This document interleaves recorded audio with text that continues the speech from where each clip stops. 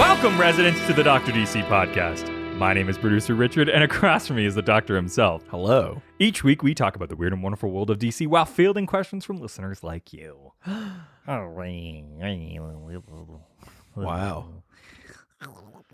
Oh my God. It's been a weird morning. This is what happens when we record in the morning. I don't know what I'm going to be.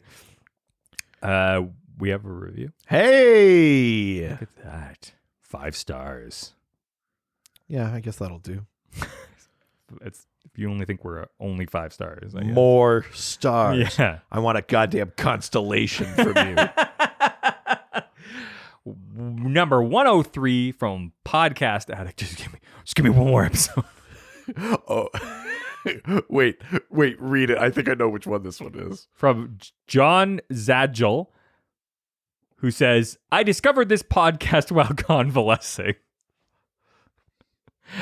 Oh, no. Yeah. Oh, no. Hey, at least we're not the reason he's convalescing. I mean, too bad we're not. What? You need to heal from this. Oh, God. Yeah. I mean, I do. While I am still unwell, oh no, it is not the fault of this informative and entertaining show.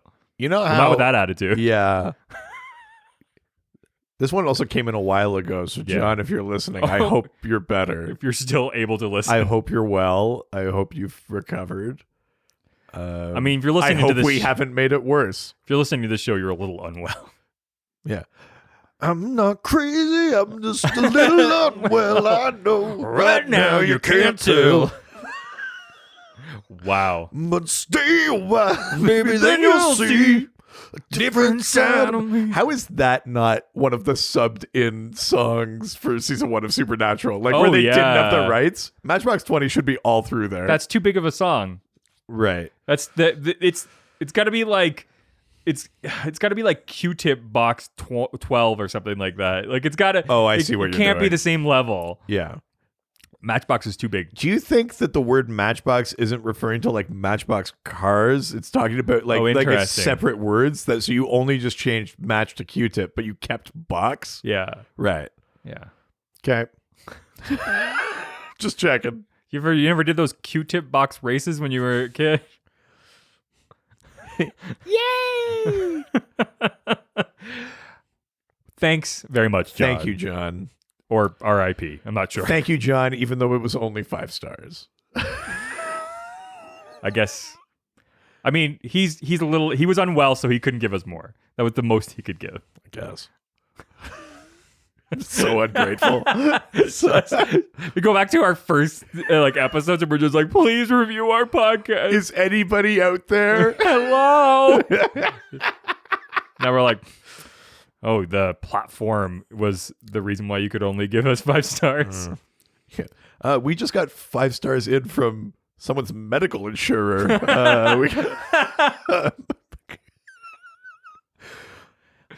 Yeah. If I was more willing to give out my phone number, I think it'd be funny to get reviews in the form of like people have put me down as a reference on job applications. And I just have to fake that I know their work. Yeah, but I mean, we have the ability. All you have to do is put down 208-917-3238 as your... If I get a voicemail left by someone seeking a reference for a job you're applying for, I'll count that as 5 reviews. Oh, yeah. Oh, my God. Please. So worth it. So, we're actively hurting people's lives now. I love it. More actively. That's true. Poor John. R.I.P.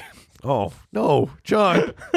Actually, John, please reach out. I want to make sure you're okay. So that we know you can give us more reviews. Yeah, so that I know I can hit you up for more stars. From 2 stars, you better give us 10 stars. Wow. Yeah, once things open up again, I'm pretty sure we're going to get our stars on the Hollywood Walk of Fame. Oh, yeah. For revolutionizing how bad a podcast can be. Absolutely. We've got some news. We have further details about Superman and Lois: Legacy of Hope. Ooh. Have you not got... Well, first of all, we have that full name, which is good. Sorry, but is this like a subtitle? Is this about the TV show? Yeah, the TV show is called... It's called Superman and Lois. Legacy of Hope. Well, maybe that's just like, you know, like how Gotham like had like sort of season subtitles like Oh, maybe. Rise of the Villains or stuff like that. Like maybe that's what this is. So it says, after years of facing challenges and adventures of supervillains, monsters wreaking havoc on Metropolis, and alien invaders intent on wiping out the human race, the world's most famous superhero, the Man of Steel, aka Clark Kent, and comic books' most famous journalist, Jesus Christ, writer, Lois Lane, come face to face with one of their greatest adventures and challenges ever. They learn how to deal with the stress, pressure, and complexities that come with being normal parents in today's society. I mean, which is not true. I thought they were going to another planet, but no, they already did that. But then in Crisis, Argo City got destroyed. Oh, okay. And then they're back on Earth. So picking up, they also have two yes. kids and they're teenagers because of Crisis. Yeah. So picking up where Crisis on Infinite Earth crossover left off, the show follows Clark Kent and Lois Lane as they relocate to Metropolis, from Metropolis to Smallville to raise their anxious teenage sons, Jonathan and Jordan. Mm-hmm. As one seeks to settle in a small Kansas town, the hope of a simple life definitely eludes them. The simple life becomes complicated as events unfold. Clark finally tells his kids that he's Superman. General Sam Lane's presence, and Superman fights a mysterious foe in black armor. Ooh. Any idea who that could be? I mean, could be anyone at this point. Yeah, Black armor? Lana Lang. Be too obvious to be Zod, I think, right? Yeah. Lana Lang, Clark's high school sweetheart, couldn't put it better. You've got the weight of the world on your shoulders. With the exception of the DCEU movies, Superman's adaptations tend to be filled with hope. After all, he is the man of tomorrow. However, the trailer's faded colors hint that Clark's hometown has fallen on hard times. Sorry, this is in the synopsis? What are we reading? It's just an article about... Oh, okay, sorry. I thought you were still reading a synopsis. Like, why are they tied with the DCEU and trailers and stuff? No. Yeah. The hometown is hit on hard times and isn't as quaint as it once was depicted on Smallville. This is the original CW show, which concluded its historic run about a decade ago this May. Yeah. Wow. Yeah, I mean, that trailer looks good. Like, it's well shot. It looks exciting. I'm pretty sure I spied Metallo in there, which is cool. Yeah. But now we have, like, a real clear idea. Because up to this point, I had no idea really what the show was. And now... I feel like I really understand. I mean, the interesting thing is that, remember, like, Martian Manhunter gave everyone their pre-Crisis memories in Crisis on Infinite Earths. Yeah. Which means that for both Clark and Lois, they went from having a baby to having two teenage sons, and they just have to be like, okay. Yeah. Like, how do you, like, they're just like, Dad, remember that time? No, I don't. I think they probably, they must retain some memories of... Yeah. The new continuity, but yeah, I mean, it could be like the End of Time Cop where Van Damme shows up and he's just got a kid and he's like, "Oh hey, like I don't really care about you." Like, yeah, we have nothing in common. So is that you trying to do Van Damme? I can't do a good Van Damme. Is it the Brussels? Is that where he's from? Yeah, he's the Muscles from Brussels. That's right. Yeah. It was just slightly too far out of town when I was in Brussels to go see the statue of him. There's a statue of him there? But it was just like a little too far. Is it him doing the splits? It better be. I would hope as much. It feels like a between mistake two other statues. Literally on the shoulders of other statues. Yeah. Other better statues. Yes, exactly. Yeah. That's amazing. Yeah, no, I'm excited for that Superman and Lois show. I think it'll be fun. Yeah, I'm looking forward to it. I really hope that it is good. Yeah, I mean, I always hope that. I think it will be. I don't know. I mean, also keep in mind, everyone going in, like the crux of it is about their family. You're going to get superhero stuff and things like that, but like it's not going to be the Flash. No, like they're being pretty upfront about it. You know, true. But where's Batman? Like, episode 2. And the next and final piece of news here: Savannah Welch cast as the Titans' Barbara Gordon. Yeah, which is cool. She's going to be playing Barbara Gordon. Have you seen what she looks like? Yeah, no, it's awesome. And this actor had I think she lost a leg or something like that. So they did get like a differently abled actor to come in to play Barbara. Not the same, but disability or anything like that, but I think that's cool. It's good casting. She looks great. I think she'll be a good fit. I think she'll play well off Brenton Thwaites. As long as he doesn't wear hand-me-downs. Well, he doesn't. He's got that brand new suit. Yeah. Fresh, the way I like it. Oh, no. Yeah, I'm excited. I mean, we talked about it. We have high hopes for season 3 of Titans, but I think it could easily let us down because, like, we got through season 2. There was some cool stuff, but we're like, it has to actually be the thing now. If season 3 doesn't land it, I'm gonna be kind of off. It better not be heading towards something. It has to be the thing now. Yeah, exactly. You don't get another season of heading towards. No, I 100% agree. I'm excited about this Savannah Welch person though, because they're largely sort of an unknown actress, which is kind of cool because I like when sort of you take somebody that we don't really know and give them a shot. I think that they've got a really good look that makes sense to me for Barbara. Yeah. You know, there's not like a ton of Barbara like versions that you sort of can there pull are from. not a lot of live action Barbaras. Yeah. Yeah. I think you basically have like, it was Alicia Silverstone. Was she Barbara? Yeah. Yeah. But she was Alfred's niece. Was that what it was? Yeah. But her last she name was wasn't Gordon? She was Oh, just, okay. they just call her Barbara. I don't think they ever that's give her very- a last name. But she was Alfred's niece. Yeah. That's weird. I mean, that it's even weird. You know what I'm going to say? I'm going to say it. That movie was a little weird. It's even weirder later in the movie where there's like an AI of Alfred that's like, I took the liberty of measuring you, and then she just puts on this skin tight Batgirl costume. You're like, Jesus, Alfred, come on, man. Don't worry, I did it while you were sleeping. Goodness gracious. Yeah. How close did you get?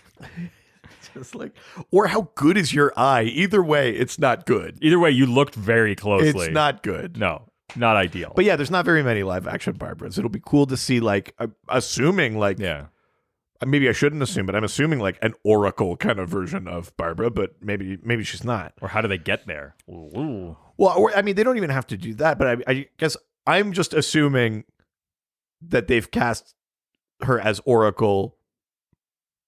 I shouldn't assume this because that she's like she's a disabled actor, but really they could just make her Batgirl, and just have her be a disabled actor. That's my own shit showing there. You really walked a tightrope there. I wouldn't want you to be politically incorrect. Not on this episode of all episodes. That's right, baby. This is where we're the most politically correct. Yeah. Even though already I think we've said terrible things. This episode is a false flag operation. Oh no. This whole podcast has been leading up to this moment. Yeah. Stop the steal of comics. Don't steal comics. Don't read them for I was free like, wow, online. what a way to say that. Don't steal comics. Stop the steal of comics. Yeah. What's wrong with saying stop the steal? Yeah. It has no other meaning. No, exactly. Except for the man of steel. Man, all guys are assholes. That's right. This week's Hashtag theme. MAGA. Who agrees with me? Oh, no. That's right. We're talking politics in D.C. this episode. Yeah. Washington, D.C. Biden, Trump. Yeah. The all of the stuff going on. GameStop. Yeah. Oh, man. God, just absolute heroes. Way to go, Reddit. Yeah. I saw a meme earlier today that was the from Arrested Development with the mom sort of being like just sitting there like drinking her tea or something, and it's above it. It's like when I hear about the people like throwing GameStop and Wall Street and stuff, and it's just her going like, good for them. Yeah. And then underneath it's like me knowing nothing about how Wall Street works. Yeah, I've seen all of the ones with like Homer with the half glasses with the like confused face. Yes. Yeah, I've been enjoying that. I did actually learn about short. Me too. I learned about shorting stocks though. Me too. I didn't learn about it when The Big Short came out. No. I learned about it now. Yeah. So I wonder how many more people are going to get into stock market now because of this. Well, yeah, I mean, there's a difference between like reading an article and finally understanding what shorting stocks is. I think I know how to do it now. I think Yeah. I'm a master of stocks. I guess we just have to arbitrarily pick something that we think is being shorted. Yeah. Yeah. Let's do it. Buy stock in Dr. DC. Definitely shorted. Yeah, we're gonna do an IPO. Yeah. Call me the corn master because I know stocks. We're talking politics. That's right, baby. which means like the politics within the comics. Are we talking about the politics of writing comics? I mean, if we had gotten a question like that, which we may have, but I don't remember. Yes, but just very globally, generally, there are politicians, like fictional politicians. There are characters who have run for political office. Definitely. There are like fictional nations and diplomatic relations and stuff like that. There's all sorts of politics in comics, in addition to the layer of comics have always been political as like a medium for people to consume. Totally. Yeah. Well, let's get into some of the questions. Let's do it. First, we're going over to Facebook. Going to the face and the book. Going to the Facebook. And our question from Facebook comes from We've Only Just Dan Done. Oh, yeah. Oh, it's been so long. Oh, yeah. Has it? It's been a long... 1 week. Oh, sorry. It's been... Wow. Very different approaches. Wow. Could you imagine if, as Vin Diesel and Paul Walker are driving away from each other? It's been 1 week. Chicken in China, the Chinese chicken. It's like tears coming down his face. Also, such a bad thing to do on the politics episode. Chicken in China, the Chinese chicken. What am I doing?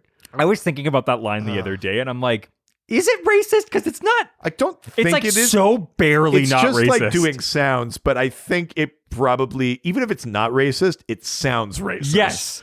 I think that's what it is. Yes, 100%. I don't think it means anything, but it definitely sounds bad. It's like when you refer to a group of people as Jews, it's like that's just a way to describe It's people, true. but it sounds bad. Yeah. There's a Jake and Amir joke that they always come back to where he would say things like, because I've got Jew eyes. And he'd be like, you do, but don't say it like that. Yeah, like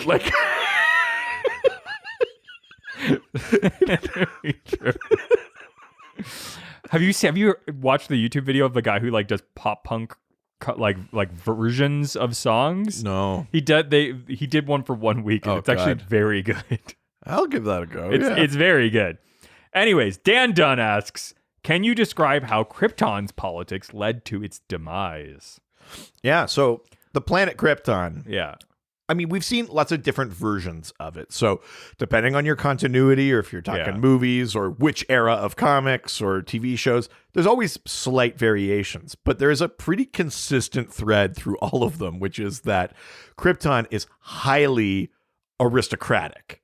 There's a class system on Krypton. Yeah. Even if it's generally like utopic, which it's not, but even if you want to see it that way, it's got a pretty rigid class system. So first of all, there are different councils. There's like a science council. There's a military council. There's like a art culture council. There's a religious council. And in many versions, the politics of Krypton seem to be set up that at any one point, there's usually representation from all of them on the ruling council, but it's usually dominated by one. Yes. Like there are lots of instances in Kryptonian history of the military council being sort of ousted by the science council. And then the science council rules Krypton for a bit. And then the military council kind of comes back. Military council, famously, the House of Zod. Science council, the House of El. Yeah. Not exclusively, but often. There's that kind of class structure. There's also like lots of versions of Krypton show that there is also like a worker class that get no representation. That seems to be a commonality in DC. We see that in the Krypton show very clearly. They call them like the nameless or the crestless. Like, yes. Because that's the initial sort of thing, is that like Seg-El and his family are stripped of the name El. They are made crestless and sent down to that like low caste. Yeah. But that's the thing that you see in comics too, is this sort of unrepresented worker class, because of course Krypton is a failed society. So why? It's not just an accident that their planet blows up. It kind of is, but it also is not. Yeah. Like maybe they couldn't have stopped their planet blowing up. Although some versions, it's the politics of the planet. It's that they stop. Let's go with the DCEU. They stop space exploration. They stop expanding like as an empire, either militaristically or for science. Yeah. They become insular. They consume all of their natural resources. They destabilize the planet in the form of doing that. They look for short-term solutions, not long-term care of their people, and it destroys their planet. I don't know if that's so relatable. I don't know. We've never had like a real good like real world analog to Yeah, that. yeah. But It's hard to. It doesn't seem super believable. fossil fuels. But even if it's not that, even if it's not fully environmentally destabilizing their planet, let's say the planet was beyond their control. Yeah. The policy of being sort of insular, kind of xenophobic, not expanding outwards, even though they're scientifically capable of space travel, that they doomed their people that way. Yeah. So one way or the other, it's a failed society, and their political, like their policy choices led to the destruction of the Kryptonian race. Yeah. You know, it's pretty fucked up. I don't see the parallels. Yeah, it's not like we, constantly fuck things up and destroy ourselves. Wow. I mean, yeah. I think that they've shown it in multitude of different ways in like the movies and the comic books and stuff like that. But at the end of the day, it generally comes from because of political reasons. People aren't listening to scientists and.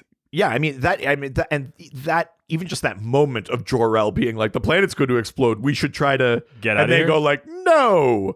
And he's like, fine, I'll put a baby in a rocket. And his brother Zor-El's like, I was saving a whole city. I got Argo in a dome. And he's like, no, baby in a rocket. It's like, also, couldn't you get in that rocket too? Like, you only have one rocket and it happens to be baby sized. It's better if it's not. He's just like put a bunch of pillows in. He's like, yeah, I could have fit in there, but like. All those pillows. Yeah. His wife's like, I could have held the baby. Like, yeah, I know. But yeah, no, I mean, Krypton is absolutely a failed state. Yeah, I know they have space travel and stuff, right? But do they have constant space travel? They do have space travel, but most versions of Krypton demonstrate that they have a policy of like not going out into space anymore. That maybe they did, but they don't anymore. Well, that's a storyline I want now. Yeah. Why? I mean, we get that in the DCEU. We get that in the comics. Yeah. I like that. That's awesome. All right. Well, let's leave Facebook and head on over to Twitter. Twitter. First question comes from the names I give both my arms and my penis. Thin boys. No. Truth, justice, and hope. Hope? Is that your penis? You decide which one's which. I mean, I can't imagine it's truth or justice. It'd be bad if it was justice. Yeah, that's not a tool of justice. Time to even the score. I mean, arguably, it's not a tool of any of them, but that's definitely no truth has been referred to when I'm talking about that. It's particularly grim. Yeah, it's got to be hope, baby. Way to take such a nice Twitter name like Truth, Justice, and Hope and just tarnish it fully. There's no video, so it's fine. Yeah, people can't see how you just disheveled yourself. Nope. There. Though not technically a political ideology, objectivism has influenced a great deal of modern conservative thought. So maybe talk about Ditko and the question. Right. So Steve Ditko, yep, prolific comic creator, co-creator of Spider-Man, created a character. Sorry, who? Yeah, we don't know. He's a little character you might not have heard of. A bug boy? Yeah, get out of here. Yeah, like that'll be popular. Yeah, I wipe my ass with Amazing Fantasy number 15. Or whatever issue it was. Who gives a shit? Why do you even remember those? Steve Ditko, very famously sort of a proponent of this philosophy called objectivism, which is sort of now kind of wrapped up in like Ayn Rand and like the Fountainhead and that kind of thing.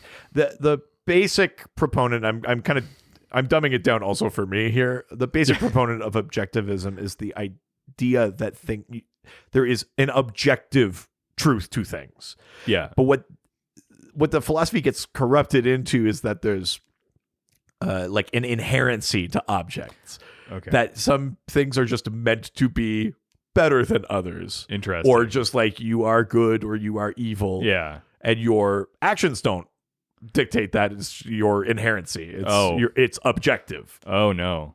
Which is, of course, dangerous. Yes. And so Ditko created a character called Mr. A for Charlton Comics, who then kind of got sort of aspects of that are morphed into his version of the question. So Vic Sage is like basically an objectivist hero. He's like, I can beat the shit out of criminals illegally because I'm the good guy and they are bad. Yikes. They're peddling drugs. I'm the hero. Okay. Kind of shit. Yeah.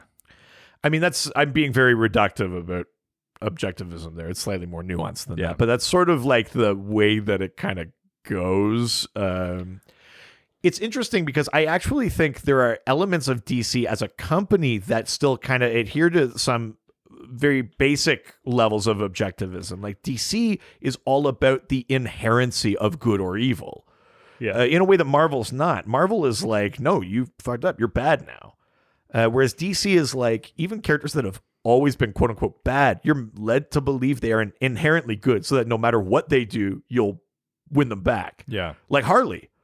From the get-go, Harley, we're meant to believe she's inherently good, even though she's insane and murderous and stuff like that. We're always meant to believe that about Catwoman. No matter when she strays and goes back into crimes, like, she's Catwoman. She'll come back. Strays. Well, yeah, I didn't mean to do that, but yeah. Like, we're meant to believe in the inherency of good and evil in DC, which is sort of a weirdly objectivist thing.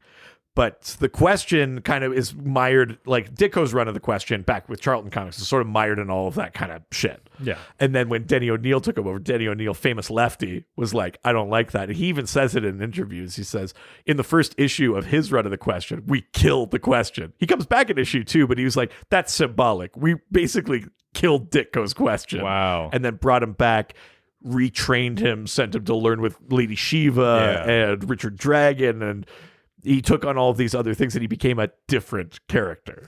A character that has moral compunction. He still will kill or something like that, but like he thinks about it. It's there's gray areas. Yeah. Denny O'Neil famously talks about like how there's a part of him that sort of like hopes Ditko didn't read the question because he's like, he probably hated what I did to him, but like I couldn't write that character. That's really interesting. Yeah.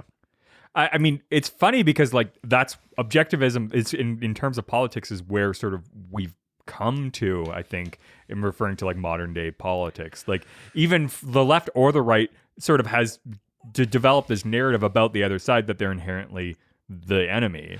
I mean, I see what you're saying, but I would argue that the difference is whether you're talking about inherency or action. Yeah. I think the argument from the left now, and when people talk about how both sides have extremified, what the left is saying is like, how are we supposed to overlook that like you've supported policies that have put people in cages, but even if you haven't, just because, you know, over here you said something kind of okay. Yeah. There, I think the left is talking about action, something more like existentialism, like what you do, what is material is the only thing you can be judged for, that you aren't inherently good or evil. It's about what you've done. Yeah. Versus the sort of conservative side of it, which is generally like, I'm a good person. I know I'm a good person. I never put a kid in a cage. I'll vote for whatever the fuck I want, and I'm not part of it. And that's that kind of weird, twisted objectivist thing, right? But there's objectivism is like a conservative philosophy. Like your point is right that both have kind of gotten to this point where it's like we can't work with each other, but they've gotten there from different ways. For sure, yeah. So the objectivism is where the conservative sort of side of things is, whereas I would argue the left is in this existential thing, which is like, let's just tally up your actions and see whether or not you're good. And the argument is you're not. Whether or not you agree with that, that's, I think, the philosophy. The Good Place does a really good job of addressing that specific thought process. Oh, too. yeah, that's that's right. The Good Place has a sort of interesting sort of take on a couple of those philosophies and stuff like that. Yeah, crazy. Ugh, what podcast is this? Get out of here. Yeah, God, it started with me throwing philosophies out in that Fuck, Marry, Kill Patreon episode, and now it's... All right, let's go to the We're next... going highbrow this year, baby. Yeah, we're going highbrow. Come to the next question from Braydon. Yes, the donkey rises. That couldn't have been timed worse. Who asks, what were Lex Luthor's actions when he became president of the United States, and what led to his downfall? My money is that he ran as a Republican. Fun fact, he did not. What? He ran, he started a third party. I think it was called like the the Future Party or the Tomorrow Party or something like that. Oh, He basically ran independent, essentially. wow. And he won in a landslide. Jeez. So the Luthor presidency thing, we got a couple of questions about, some that I had to cull because they were too similar. Yeah. But one of the like kind of variations of this question that we got is like, what would you prefer, having like Trump be president again or Luthor? And it's like, it's Luthor. Luthor, yeah. Always Luthor. Because when you look at Luthor's president, Luthor himself is insane and megalomaniacal. He has Trump-ish characteristics. Yeah. And he has this hate in him for Superman he can't get rid of. It ultimately undoes his presidency. Yeah. And yet, what was his platform? So he runs for president because he becomes very popular because he succeeds in rebuilding Gotham after No Man's Land in a way that the government does not. Okay. He has a response that garners him popularity. Yeah. And then he runs on a campaign of scientific achievement, better education. Yep. He sets up a fund for the Justice League so that they have access to better funding to better serve the population. Yep. He sets up he acknowledges Atlantis as a sovereign nation. I think he's the first world leader to do that. Wow. To kind of welcome them to the world stage. Yeah. He has like diplomatic ties between the Justice League and these other nations. He helps coordinate an effort to repel Imperiax when he invades, including coordinating between the heroes of Earth and Darkseid's forces on Apocalypse. They team up to fight Imperiax. Wow. Luthor is arguably a pretty good president. Now, there's corruption. Yeah. You know, as he's helping rebuild Gotham, he's like shadily kind of like getting deeds to land and title in Gotham and stuff like that. But Luthor also recuses himself from his company. He turns it over to Talia al Ghul. Wow. You know, something that maybe Trump didn't do. Trump didn't do. Yeah. Like Luthor runs on what I would call a sort of center right, maybe vaguely, occasionally center left sort of platform. He's that kind of president. He's the sort of president that like an innocuous Democrat who doesn't fully make things better is. Yes. You know, like he's a fully reasonable president, other than he hates Superman so much and it drives him nuts. Yeah. But policy-wise, like Jefferson Pierce is his Secretary of Education. Wow. He makes General Sam Lane the Secretary of Defense. Crazy. Pete Ross, who, if DCEU fans know as the IHOP guy, is his vice president. I think he makes Amanda Waller like head of the Secretary of like Metahuman Affairs or something like that. Okay. Like he puts the right people in the jobs and stuff. He does a good job. He does things that are arguably good. I will always pick Luthor for president over fucking Trump. Yes. It's not even close. It's not even a matter of competence. It's just like scales of good and bad. Yeah. So what actually leads to his downfall? Right. It's partly that it's discovered that during teaming up with Darkseid to fight Imperiax that he gives Darkseid Doomsday in exchange for apocalyptic weapons. Oh, okay. So it's like an Iran-Contra thing. It's a weapons deal people shouldn't have known about. And then also he literally goes insane. He creates a version of Bane's Venom formula that has kryptonite in it, and it makes him paranoid. He tries to frame Superman for like a kryptonite meteor heading towards Earth. He makes him public enemy number one. A bunch of heroes and villains try to collect a bounty on Superman. He asks for Superman's birth certificate. I mean, he could have. There's an animated movie that's sort of an adaptation of this called Superman Batman Public Enemies. Which is basically about that. But Luthor goes... It's not as them as like gangsters in the 1930s. No, that'd be cool though. Yeah. But Luthor basically eventually goes insane from this kryptonite venom that he's got. He just full on puts on the armor and fights Superman. They collect all the evidence against him. They take him out, and Pete Ross becomes president for a little bit. Wow. So if he had Superman wasn't around, he just would be a good president. I mean, he would be corrupt in the way the rich people are corrupt. Yeah.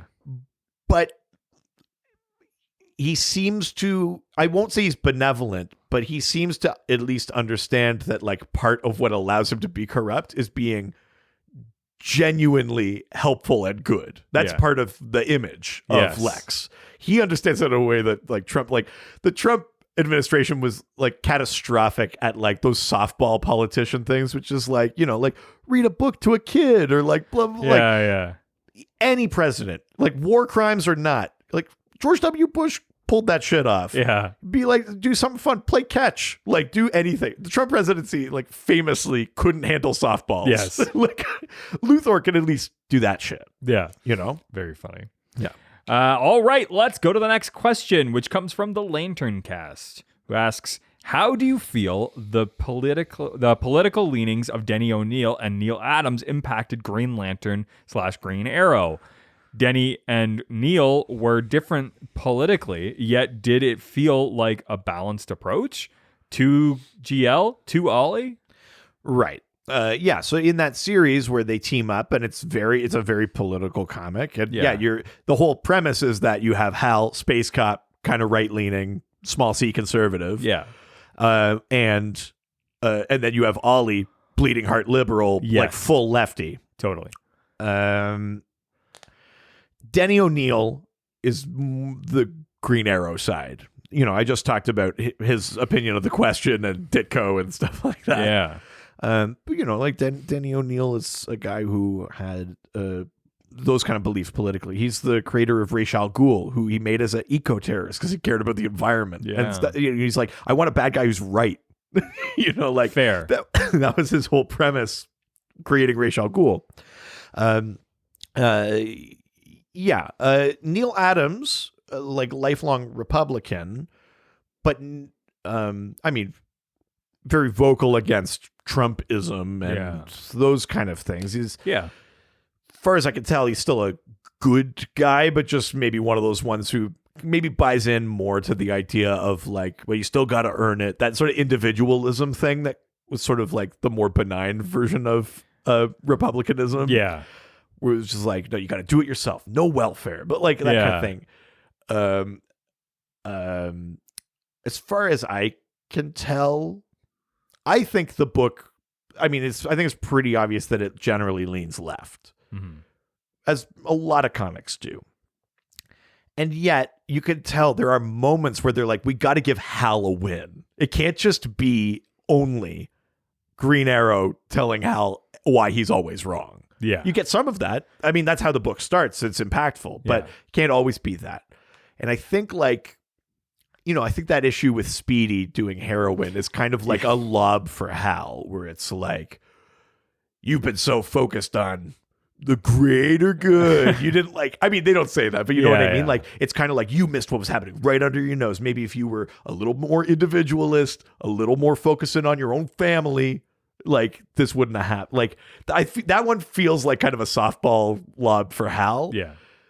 I mean, my experience of reading that book isn't that there's like an issue where it's like socialism and then another issue where it's like kill the commies. Like, I think it's relatively left. Yeah. Do I think it's too Ollie? No, but that's also because I'm very left. I'm a full lefty. And again, Neil Adams is not, from what I can tell at least, a real horrific kind of Republican. He's been very vocal against the sort of modern republicanism and stuff like that. But they definitely have that. It's the difference between like, do you work for the greater good, social welfare, stuff like that? Or is it just like, there are some bad things, look at yourself, pull yourself up by your bootstraps? Like, they seem to have that kind of dynamic. But it feels balanced. I mean, I guess my general perspective is technically a bias, but I think I'm right. But that's what bias is.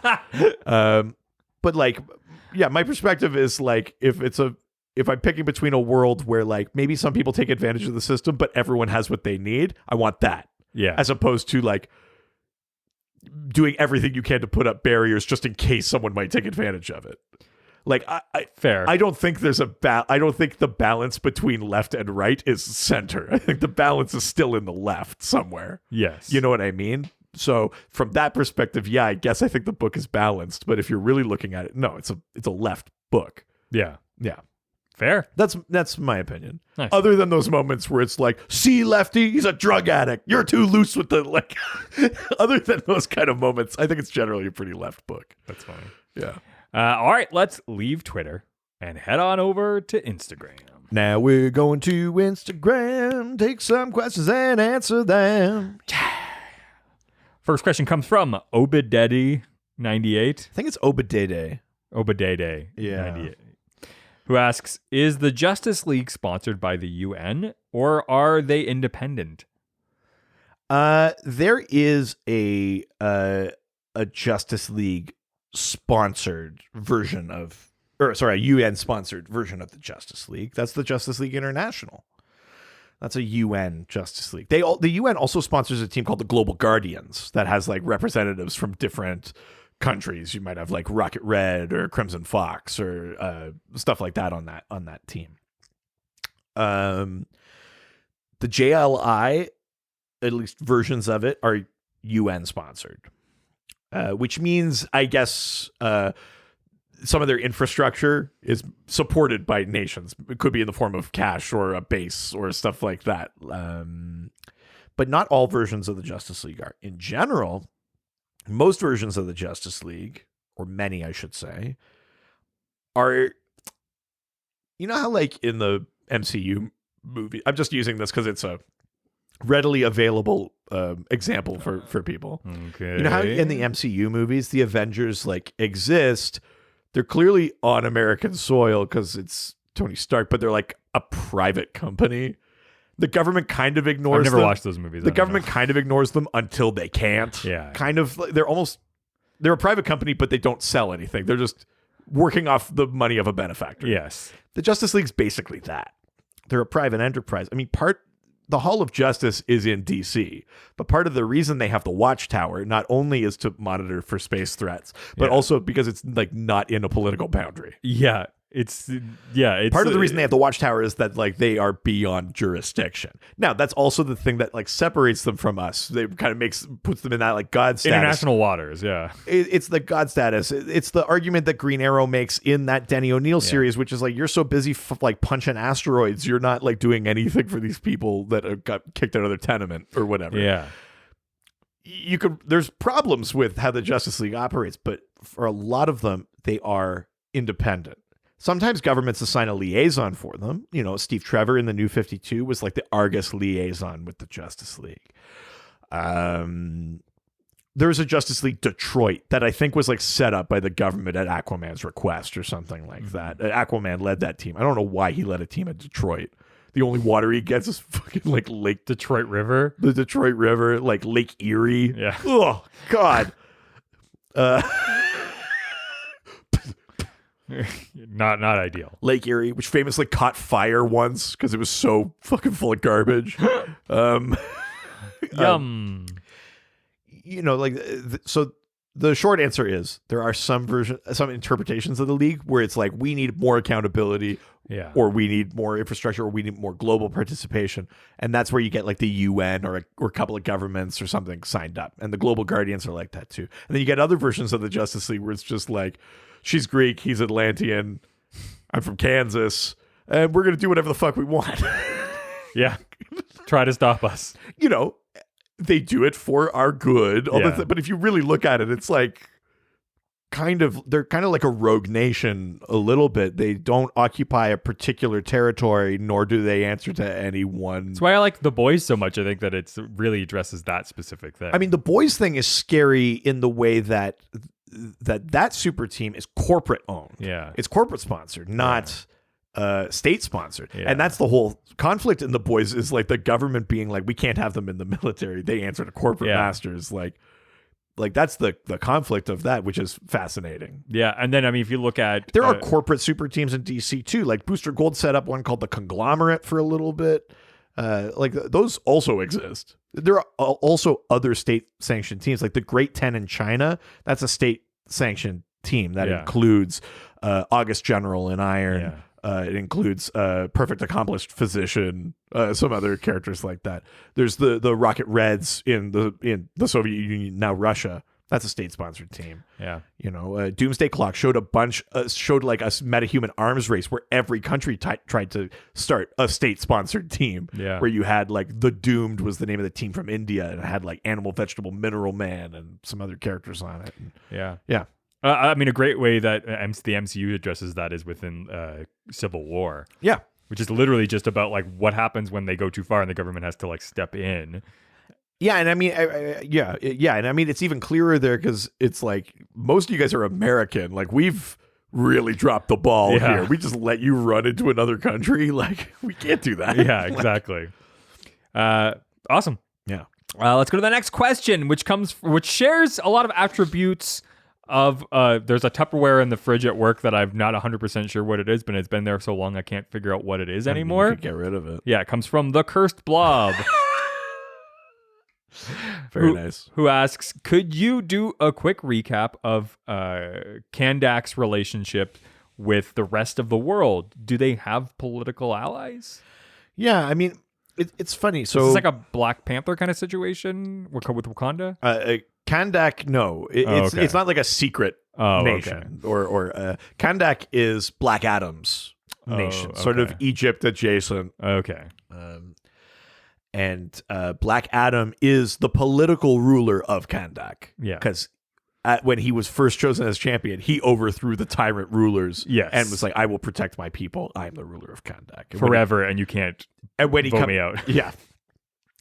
For all intents and purposes, generally speaking, they tend to show him as a benevolent ruler, but he's also a man of infamous temper. Yes. And, you know, like when personal things happen to him, then that affects the world politically. Like the whole thing that happened in 52, there's a whole thing called World War III where ISIS dies. ISIS is Black Adam's wife. Wouldn't that stop a world war? I don't understand. Yeah, no, not that ISIS. Okay. Black Adam's wife is killed, and he goes on a tear through the world. Like the nations of the world and the superheroes of the world have to fight Black Adam. Wow. You know, it becomes a political issue. But when he's not doing that, what's interesting about Kandak is there's more than one example. There's one from like Endless Winter. There's one in Doomsday Clock of he will open his nation's borders for refugees and for the persecuted, specifically for metahumans, but also for like regular citizens. He's very willing to like be like, you can live here. I'm in charge, but like, come live here. Yeah. You know, there's sort of the element of like, but I might need you. It's not like a full like mob shakedown kind of thing, but there is kind of that aspect to it. But I mean, he has often opened the borders of Kandak for refugees and people seeking asylum and stuff like that. He's actually quite, generally speaking, compassionate in that way. He will find a way to corrupt it or use it to his advantage or something like that. But it's sort of interesting to see because a lot of other nations in DC are the exact opposite. Closing borders, strife between, neighbors and stuff like that. Kandak is sort of this, it's kind of in this odd place. So, but do they have allies? I think they've got kind of grudging allies. I think they're probably seen as a power threat in the region. Where are they? Where is that located roughly? So they're Egypt adjacent. So we're talking okay. like Asia Minor, the kind of like Middle East area. I would hesitate to try and point Kandak out specifically on a map because it doesn't exist. But I think we're talking about somewhere in like the coastal Middle East sort of thing, like Jordan, Lebanon, Israel, Palestine, Egypt, like in there somewhere. Yeah. But they haven't made any specific stories that like talk about them working with adjacent countries. No, I mean, if anything, they probably do things like to spite the other countries. Like Egypt won't let you in, come to Kandak. But it's also Black Adam doesn't need them. Yeah. Black Adam could take out all of those nations' armies by himself. Yes. He's just like, I'm my own country. Leave me alone, and you're fine. Yeah. If you're having trouble, you can come here, but like, do not mess with shit. In general, I would say his foreign policy is like, leave me alone. Wow. Crazy. Yeah. All right, let's go to the next question, which comes from the most interesting resident. Roland Simmons? No. Andrew Delgado. Of course. Who else could it be? No one. No, so they uncertain. Won't. No, they won't. So my slightly offensive, Spanish accent became a very offensive Jewish accent because I went full Watto. Yeah. Yeah. I mean, the very thin lines. Hey, Andy. I still want that on your left moment. So good. So funny. Andrew Delgado asks, if the President Luthor storyline came out today, what differences would it have with the original? How would his cabinet pick? How would his cabinet picks, policies, and public image reflect the attitude and hindsight of writers today? I'm pretty sure that in the Luthor comic, Yeah, where he becomes president, yeah, he beats real world politicians. really, He beats Bush and Gore. really. I think that's the election where it happens. I might be slightly wrong there, but I'm pretty sure he beats Bush and Gore. Mm-hmm. To put that in a moment in history. Which is interesting because right now, if you came out, I mean, especially if it came out even just like within the previous presidency, right? You're dealing with two sort of extremist ideas, right? Like if you're talking about like Bernie versus Trump or like Hillary less so, I guess. But no, I mean, Hillary's, yeah, arguably a pretty Republican Democrat. Yeah, for sure. But like, especially if you were dealing with something like a Bernie situation, but you're dealing like, I wonder how that would force Luthor to respond to differentiate themselves. Yeah, I mean, and again, Yeah. if this arc was coming out now, and let's say, he's still going to make his own party and stuff like that, it's because right now, if it was Biden and Trump, I feel like it would force him to go uber do you know what left. Do you know what? Well, I think that's where I'm going with this, because the conflict right now for the Democrats is that there's a real push to move the party further left. Yeah. Not only to undo the shit that has happened, but also just to make life better. Like, how is the United States the only, like, quote unquote developed nation without Medicare for all or something like that? I mean, right? I get how Biden gets elected because they're like, okay, we need something where both sides are going to be okay with it. We need a middling person. So, I mean, it's a flawed philosophy because the Republicans don't care if he's center. They just want to fight him. Yeah. But that idea is in the Democratic Party of like, we need someone to balance. We need someone in the center. I actually think if you were to do the President Luthor thing, he would be the one that's like, Democrats aren't doing it for you.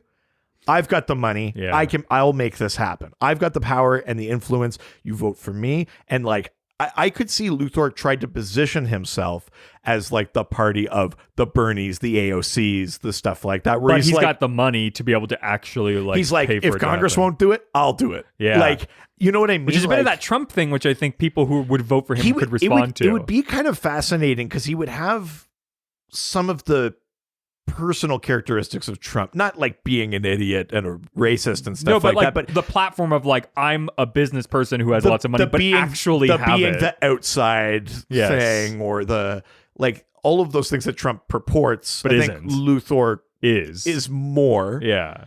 But I think he would go that way, right? It wouldn't be like build the wall, keep the Mexicans out. No. His thing might be like accountability for Superman, but also everyone's got dental. Yes. Like, I think Luthor is canonically kind of that kind of person anyway. Like, I think he probably generally believes that he just wants leverage. Yeah. So if the leverage is like, I'm in power because Congress didn't give all the money, so I footed some, and if you want this to stay here, you better vote for me. Yeah. Like, I don't think he's not corrupt, but I think like on the political spectrum, I think he would go far left. He wouldn't be in the middle. He wouldn't be a centrist. I think so. Yeah. Which would be kind of a fascinating thing to see a little bit, because he would be arguably making life better, which is also that thing of like, who's better for society, him or Superman? And he would love for it to be him. Yeah.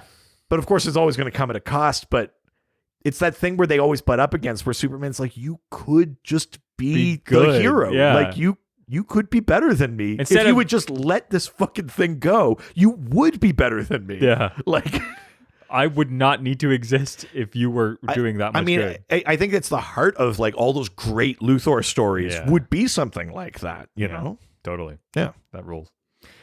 All right. Let's move on to the next question from Robbie's Just This Guy. Yeah. All right, Gail. I like that this is where we're at now. Pretty funny, yeah. Who are some metahuman politicians and what policies do they advocate? Also, are we due for an Ex Machina, the comic book TV show? Oh, God. I don't know that. Have I read Ex Machina? Maybe? I don't know that I can answer that. Metahuman politicians, I can talk about. Count Vertigo is either his name is either Werner Vertigo or it's Werner Zeitel, but he's from the nation called Vlatava.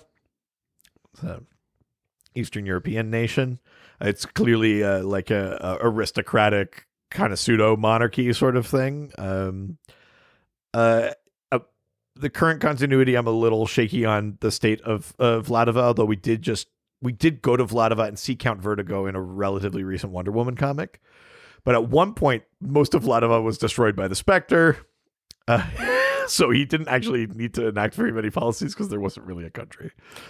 In general, I think he's more sort of tyrannical, aristocratic, doesn't fully necessarily care about the welfare of his people sort of thing. Plus, when he walks around, you can see the water shaking in glasses and stuff. Yeah. Tyrannical, Yeah. That was nice. The big thing with Count Vertigo when they brought him into the comics was it's like, what if like Green Arrow's fighting a guy that he can't arrest because he's got diplomatic immunity? That was the angle on Count Vertigo. Is like he's a politician, so you can't touch him. He's like a diplomat, you can't touch him. Yes. So that was sort of like the angle diplomatic immunity. So I think policy wise, I don't know anything specific, but I think you can imagine it's pretty self-serving. Bryon Markov, Geoforce. He's a member of the Outsiders, but he's also now the Crown Prince of Markovia, which is another Eastern European country. Markovia is sort of often plagued as being sort of like a hotbed of metahuman trafficking. Yeah. And that's something that Bryon Markov has to deal with. You know, he helped overthrow Baron Bedlam, who was trying to take over like the country and the sort of region. I think he's a generally sort of good, if not hot-tempered leader. He's anti-trafficking. That's good. That's a policy. Yeah, bad. Can't really argue with that. We talked about Black Adam. You can't get anywhere in LA from that. Yeah, you take the 101. Yeah. That's all I know. Yeah, that's all I know. 405? Yeah, I think that's another. Yeah. Yeah. Down to Sunset. Do those cross? I don't know. We talked about Black Adam and Kandak. Yeah. And his general sort of policies and stuff like that. Aquaman. He's the sometime ruler of Atlantis, the largest and most powerful nation on the planet. A lot of Aquaman's policies as a leader when he was king were to make Atlantis more part of the global community. Like he tried to open a more approachable embassy and stuff like that. He wants more connection between the surface and Atlantis. That was a big part of his reign. Mira's ultimate act as queen of Atlantis, when it was just her as the sole monarch and Aquaman wasn't part of it, was she dissolved the monarchy. She made like a sort of democratic ruling council, and she destroyed the monarchy of Atlantis, which was revolutionary. We haven't seen the full fallout of that yet because it's still kind of unfolding. But yeah, largest nation on the planet. Jeez. Yeah, Diana's technically like, Hippolyta is still the leader of the Amazons, but Diana sort of represents them. We don't necessarily always get bogged down in what the policy choices of these people are, but I think you could generally assume like which sort of side they're on. Yeah, that makes sense. Santa Prisca is like a Caribbean island that's rife with corruption. Sometimes it's run by Cobra, sometimes it's run by Bane. It's home to like the horrible prison where Bane is from. Yeah, you were born in the dark. Except he's actually like Hispanic. It's like, oh, you were born in the dark. Yeah. Ooh. Yeah. The most interesting villain. Yeah. That's the Bane that I like the Bane in like Arkham Origins where he like calls Joker like payaso and stuff like that. Oh yeah. I loved it in the Telltale game. I mean, yeah, I dig that Bane. It's pretty cool. I mean, it's also like such a like unique character within this whole universe. Like we don't really have anybody else like that. So yeah, that's true. Yeah. It's like it's so much gives so much more color than rather than a guy who just is big and talks like this. Like rather than that, you actually have somebody who like has like a whole culture. And, yes, like, yeah, exactly. I think it may be like whitewashing that culture a bit. Sure. But I mean, I think that's safe to assume. Yeah. Unless somebody from there is writing it, you can just assume. Yeah. But I do like that. Yeah, for sure. All right, let's go to the next question from Finder_D&D. All right. I got nothing to do with Yeah, that. roll for initiative. Hey, I think that's what you do every time. Yeah. It's definitely the first time I've done that. Let's go to the tape. Is there any trade diplomacy? Jesus. Political maneuvering between the different multiversal Earths. Oh, that's interesting. Yeah. I mean, the big kind of political metahuman we haven't talked about is President Superman on Earth 23. The Obama Superman? Yeah. Yeah. He's modeled after Barack Obama. So cool. He's his name is Kal-El. He's from Vathlo Island on Krypton, where the Kryptonians are black. It seems like an unnecessary detail. He could just be black, but whatever. He's from Vathlo Island. But his presence on Earth as Superman kind of elevates the role of black people to the point that it changes the course of that world's history so that now, like, the Wonder Woman there is Nubia, not her sister Diana. Yes. It's, you get Jon Stewart, Greenland. Like, black people are a more prominent part. They play a bigger role.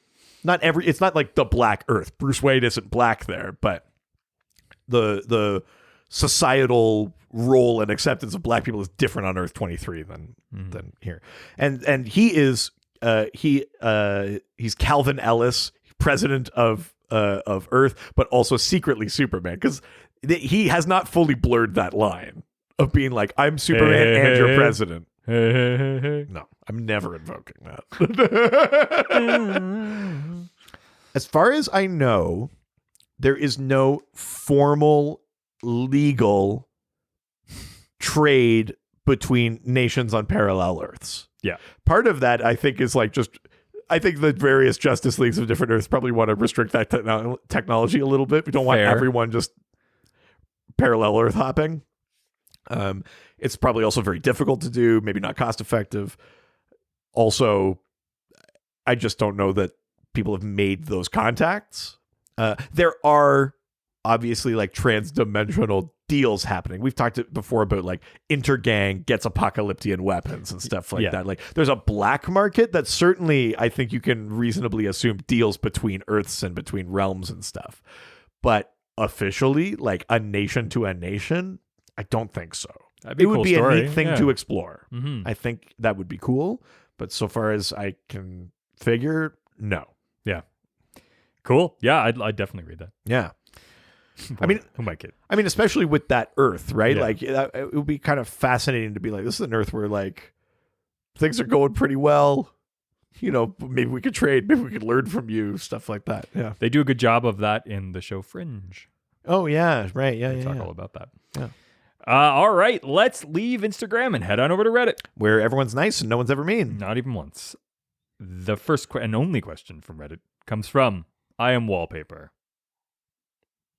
Yeah, I mean, talk about a fly on the wall. Yeah. Paper. And I am paint. Wait a minute. Is that are they in this room? Is that them telling us they're in this room? Yeah. We could have saved us. Robbie's just this wallpaper? Gail? This is such a weird layered joke now. And we've never done that. No. Listen to our other podcast to get the rest of it. Did we do anything? No, I didn't. No. I just like screwing with them now. I Am Wallpaper asks, could you talk about the DCU: Decisions miniseries? It's probably the more explicitly political stories DC has ever done. Right. So in this story, the presidential candidates are not real world people. Okay. They're fictional characters running for president. Yeah. But I think the kickoff of that story is that Green Arrow publicly endorses the Democrat. And it causes this thing in the superhero community where it's like, should we be doing that? Like, should we be endorsing? Like, people might know who we'd go for, but like, it's another step to do it. Yeah. You know, to just put your superhero kind of outside the law clout behind a political candidate. It feels like crossing a line. And over the course of the story, a lot of superheroes pick their sides. Now, some heroes are objectively, have been and are canonically conservative, small c conservatives, or fully, fully, you know, left. More raging conservatives, right? Okay.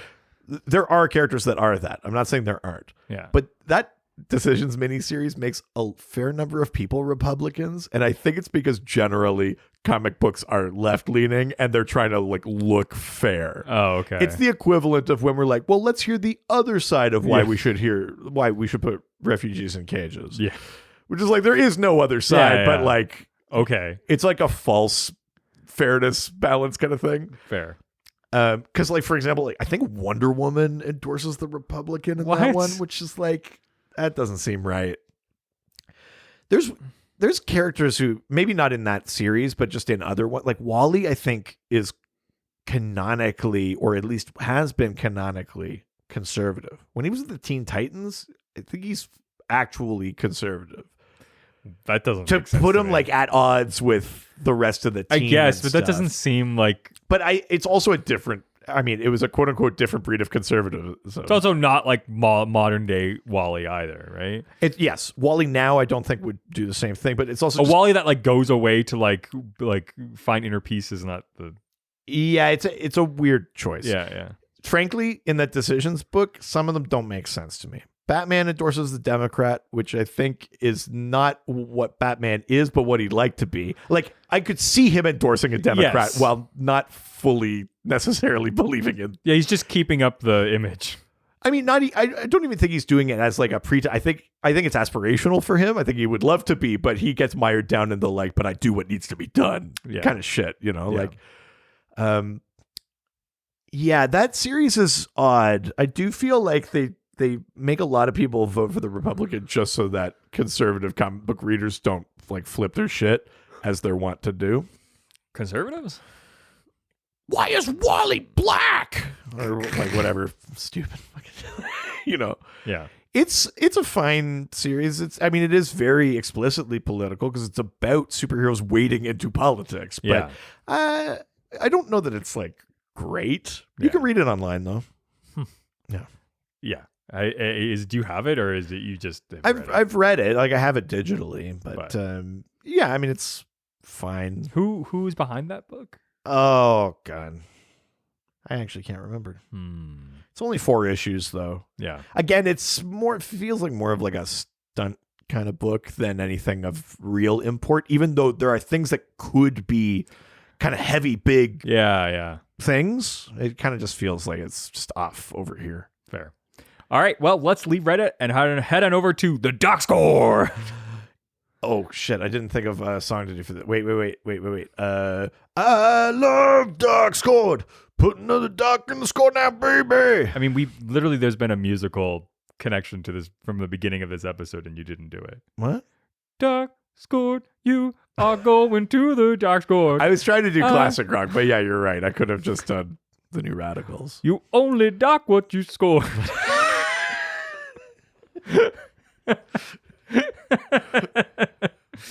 2 Trailer Park Docs scored round the outside. Oh no! The outside. Oh no! Cosmic. We created a Doc scored, and nobody wants to talk to no more than one.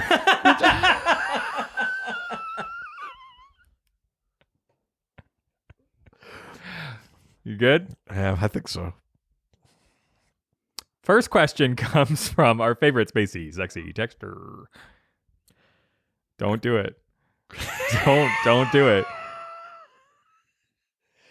I get dark scored. Your heart's getting shattered in the sun. You got the dark score down in the comments, wrong, baby. It's a cosmic DM. Yeah, sure. Cosmic DM asks, how has Hawkman's views changed over the years? I know he is portrayed as conservative, but has any specifics changed as politics have shifted in real life? Yeah, I mean, I think he's always been that. They've kind of made him that sort of,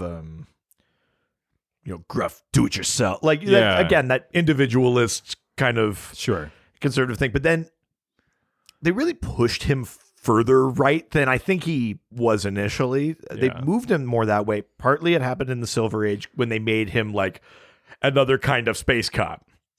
When he became Qatar Hall from Thanagar, that pushed him further to the right. He was a cop on a mission. You're a criminal. I'm the good guy with a space gun. And then also they pushed him even further because they wanted the dynamic of him and Ollie. Yeah. Right? Ollie is very lefty, so having someone like kind of right doesn't work. Yeah. So they made Hawkman. They sort of nominated Hawkman as like, you're going to be the one where we get the sparks flying with Green Arrow, and so it pushed him further and further right to the point where like in Identity Crisis and stuff, he's like advocating for mind wipes and stuff like that. He's like, we do what we have to. Our job is ugly, and we just got to live with it, like that kind of shit. But I feel like the most recent Hawkman series has been a little bit of a return to a slightly more compassionate Hawkman. It's a Hawkman who finally learns about all of his lives. He learns that he's reincarnating to make up for every life he's taken. So that forces him in a more kind of compassionate, kind of global, social kind of worldview. I wouldn't say that he's gone lefty. I don't think he has, but I do think they've softened him back to probably more like what he was. He's not this like hawkish warmongering kind of character that they often liked him to be. I think that more recent Hawkman series has made him a more reasonable, three-dimensional kind of character than he was for a bit. So I mean, I guess the short answer to that is that it has changed depending on what they need out of him. But like, I think also because Hawkman continuity was so messy for so long, they were like, the best we could do is just say he's here and this is what he represents now. Mm-hmm. Instead of getting mired in like who he's been or what he's going to be, this is all we could do with him. I think there was maybe a bit of a philosophy of that for a bit, which is like, and he's our right-wing guy. Yeah. He's our pro-Iraq war guy, and the Hawkman now is maybe like, you got to make tough decisions. We got to do these things. I think he's still kind of conservative, but I think he's got a different outlook. And it's more like, I think it's closer to like a more original Hawkman, not like that satellite JLA era one. Yeah. Yeah. Nice. All right. Next question comes from Ryan P. Look, I took him last time. It's your responsibility now. Yeah. UNP, Ryan P. I meant like Ryan P. Like, gotta change him. People can't change. I'm an objectivist. You're actively going against what I'm trying to do here. What? Am I like hurting the momentum? Well, just you wait. You're gonna pay for that. Ryan P asks, is Green Arrow better as a bleeding heart super political dude, or the New 52 Arrow where they toned that all the way down? I mean, whether or not you agree with Green Arrow's politics, I think he's more interesting as the lefty. Yeah. Because it's so not what most superheroes are doing. Even if they feel that way, they don't actively show it. Exactly. I mean, there's a bunch of superheroes where you can go like, yes, they would definitely be in support of this thing, but like, do they act on it? And the most captivating Green Arrow stories are like, how do you have to do kind of the function of cops, but you have to be better than the cops because obviously it's easy to be. Because obviously. But also you have to like address these other things. There are social issues. Like, can I use my wealth for that? Can I do that without my wealth? Mm-hmm. Like Green Arrow has a real there's a potential in there when done well that Green Arrow is like both the deconstruction and the aspirational of like what a superhero can be. Superman is a very kind of like, you know, who are we in our hearts sort of thing. Green Arrow is like boots on the ground. Like, what can you do? What are the steps you can take? It's like, it's one thing to look at Superman and be like, I will always be my best self. Yeah. But Green Arrow is a very kind of practical, pragmatic, like, if you want to do that, like, do it. Come help at the soup kitchen, like fight city council when they try and like gentrify a neighborhood, like when they failed this city. You know what I mean? Like there's, I think, something really cool about that, because Green Arrow that also tangles with these gods and stuff. Yeah. They go fight like big threats, and then he has to like say to Batman and Superman after, like, I'm happy to help. That's what I'm here for. But like, I also got to deal with this stuff. Yeah. Remember how we deal with this stuff? Like, this is how we can make things better now. Yeah. There's the global, how do we protect the earth? Yeah. Because housing doesn't matter if the earth is gone. You got to do both. I mean, if there's no earth, there's no housing. There's the big threat. Yeah. And that's always Batman's point. I think he says it in Justice League Unlimited. He says, like, you know, those big guys, they tend to stomp on little guys too. Yeah. Right? Like, that's Batman's point always, is like, this stuff is also important. Green Arrow's like, but so is this. Yeah. And I always think he's better that way. For sure. Yeah. Last question comes from the Senator, James Paulson. That's right. Who asks, what are some of them? I mean, what a political last question from the Senator. Yeah. Look at that. It's almost like we It's the duck score. It's my Sharona. Oh. My duck scored. Yeah. Nice. We're so good at this. We're like, great. Are you thinking of a fucking another one? I can see it in your eyes. Of course I'm not.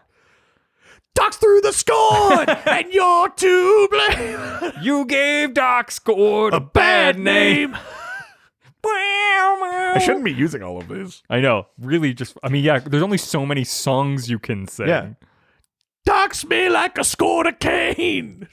Oh, no. Don't dox me. No. Oh, God. Like a dog scored over troubled water. I will dox me down. No. Oh, no. I did it again. The city of Whitehorse address is... Damn it. What does James ask? What are some of the most noticeable examples of real-world politics affecting the political situations in the comics world? Oh. Well, I mean, President Superman.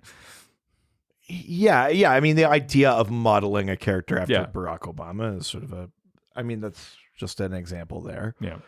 You know, Luthor ran against Bush and Gore. Yep. Which is kind of interesting. I mean, the politics of the real world always work their way into comics, but it's not always like there's something in the news 2 months from now, you're going to see it in a comic. It's not always like that. Well, yeah, because comics also aren't that quick. But, you know, like, there's... As technology improves and we see concerns about like surveillance or data mining or things like that, then you'll get like a story like in like Brother Eye. Brother Eye will come back, or there's a Green Arrow story from the end of the New 52 run that was all about like, you know, Star City basically hires a private firm with all these drones and that to kind of monitor and protect the city and stuff like that. Like, You'll see those things come into comics because, I mean, partly if something happens in real life, someone goes like, oh, that would make a great story. And they think about it. But it's also, you know, you're dealing with it. You're addressing it and talking about it. Yeah. I think... You're seeing it a lot with like social politics, especially because you'll see like things where you'll have characters who are suddenly being revealed as LGBT, like... Yes, dealing with those kind of issues and struggles they face and things like that. Absolutely. You also see it in the way you see it in like action movies, which is like if you look at DC Comics from the 70s and 80s, you get a lot of, you know, Count Vertigo, you get Vladova, you get Markovia, you get those Kravia, like all of these like Eastern European nations where strife is. Yes. And you get into the 2000s and it's like Kandak, Bialia, Korak. All of these like, oh, now all of the fictional countries are Middle Eastern. How interesting. Yeah. You know, like it's that thing too, which is like what is top of mind, where has the focus shifted? And you see that reflected in comics too, right? It's not one-to-one, but it's generally like you can see the wave. I find right? that for me, like social politics are the ones that more often you find sort of bleed through. Yeah, and I mean, certainly if especially anything, like Arrow books. if anything becomes like a real Occupy Wall Street, I might be getting my timelines wrong, but something like that, or like a youth movement, that really sparks the flame for a series like We Are Robin, where Robin becomes like a movement. The kids of Gotham just start becoming Robin on their own, training themselves, fighting crime, like to be these crime fighters because they can't trust, you know, any other authority. They take it on themselves. You know, like I think those things tie together. I think you I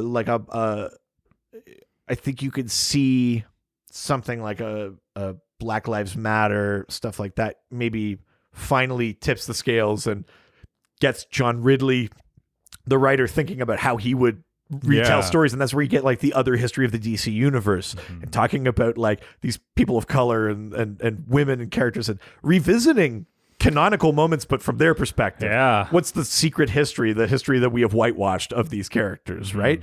You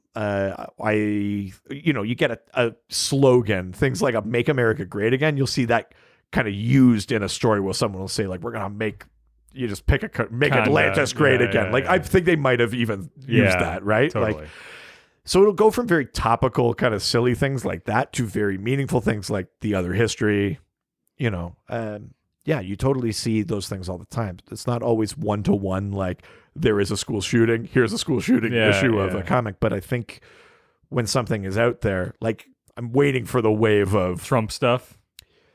I mean, we've already been getting lots of that kind of stuff, but I'm waiting for the wave of like the government mismanaging a virus. I think people like keep giving it distance because it's not done. But when we're out of it, it's coming For sure. Yeah. All right. Well, that was the last question, which you know what time it is now. Yeah. Time for our favorite game. Can you guess the name of the character based on how someone who does not read comic books can describe that character to us? All right. If you don't know what that means, I send a photo of a DC character to my wife who does not read or enjoy comic books, and she sends back 4 clues based on what she sees. The doctor tries to figure out what it is. Stumped me last week with Odd Man. Oh, yeah, baby. Yeah. Let's see if you can redeem yourself. I mean, I think I'm fine. Are you going to lose claim to the throne? No, that's not how this works. Yeah, that's right. Stump waiting in the wings. Heavy lies the head, though where's the crown? All right. Are you ready for your first clue? I am. First clue is loves the monochromatic look. Okay. Dr. Light. No. Zebra Man. No. Black Mask. Incorrect. Okay. Next clue. Sure. Impressive, they can handle a gun with those nails. Monochrome guns. This could just be circumstantial to the image. So, but monochrome guns. Oh, if it's monochrome, it can't be Wild Dog because that costume's insane. No. I don't think it's Vigilante either. Is it Vigilante? No, nails. That doesn't make sense. Gun and nails.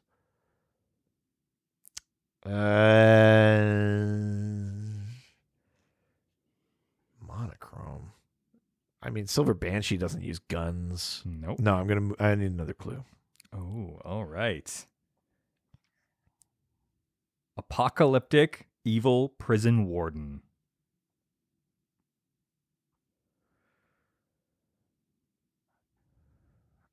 I have to stop myself from thinking of Apocalypse because there's no way that your wife is giving a clue like that. No. Evil prison warden. Mm-hmm. Apocalyptic. Monochrome and nails. Jesus Christ.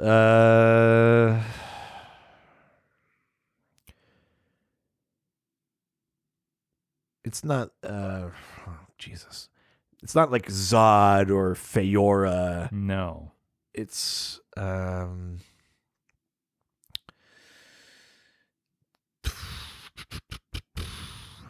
gun thing I think is throwing me. Shit. Oh, I don't know. I need another clue. The last clue. Damn it. Probably takes a while to unlock the right lock.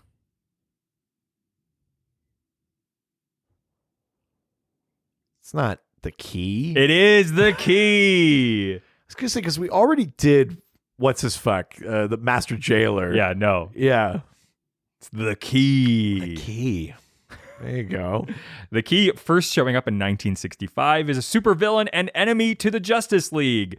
Using psychotropic drug, he unlocked the potential of his own brain power, dramatically increasing his intelligence. His genius-level designs allowed him to become a super criminal with robot henchmen and a key blaster as his weapon. He has been a member of the Injustice League, Intergang, and the Society of Supervillains. The key was created by Gardner Fox and Mike Sikowski. That's right. There you go. Wow, look at that. Whew. You did it, buddy. Barely. Wow, you just by like the skin of your teeth. I was like, we already did the master jailer. We would love to hear if maybe one of you residents got that answer quicker. Oh yeah. Oh baby, let us know. That's right. You can, or maybe you can send us a question for next week's episode. That's right. Next week we're talking about the main man, the bad bastich. We're talking about God. Lobo, baby. Good Lord. Yeah, we're gonna have a special guest for that one too. It'll be fun. Ooh, are we? Yeah. Cool. Well, send those questions or chat with us online through our social media platforms like our Facebook. Dr. DC Podcast. Twitter. At Dr. DC. Instagram. Dr. DC Podcast. Email. Dr. DC Podcast at gmail.com. Reddit. Oh, r/Dr_DC. The doc phone is always open. 208-917-3238.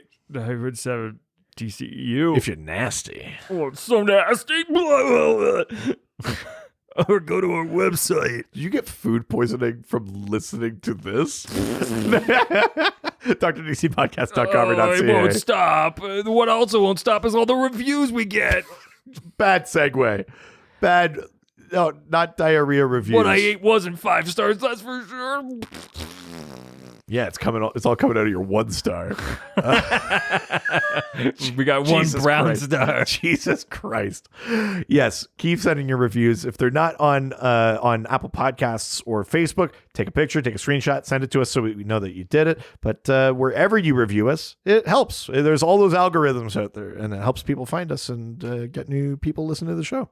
And support my convalescing through giving us money. You can't throw that out there. Someone had something serious happen to them. Oh, God. Give me money on Patreon. Patreon.com/DrDC. Send help. There's a $1, $5, $7 level. At all of the levels, you gain access to the Doc Squad. It's our fun Discord server. There's all sorts of cool stuff. Questions of the day, book clubs, talking about movies, talking about TV shows. If you steal my Doc Squad. Wow, Len? Yeah. Yeah, okay. And then there's at the higher tiers, there's a weekly bonus episode, there's video episodes. You get to help vote on themes each month for what we do on the show. All sorts of fun stuff. And it helps support us. Patreon.com/DrDC. And if you want to support us even more. Yeah. And you should. Yeah. That was my question. Listen to our other podcast. Ghost Facers, a supernatural rewatch. Our prime podcast. We finished season 1, Holy baby. shit. We did it. So, Yeah. season 2 starts next week. We're going through every episode of Supernatural. We talk about real world monster lore and behind the scenes stuff from the show. It's a ton of fun. Go check that out wherever you get your podcasts. Shot through the ghost, and you will face. You gave ghosts a bad face.